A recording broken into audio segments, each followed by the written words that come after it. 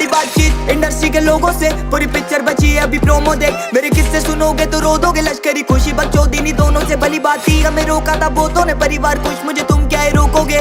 बिस्तर बना देंगे नोटों के अगर मेहनत को पैसों से तोलोगे। रुकेगी कलम नहीं जब तक जिंदा, मैं मरूंगी तब तक नहीं कला है जिंदा।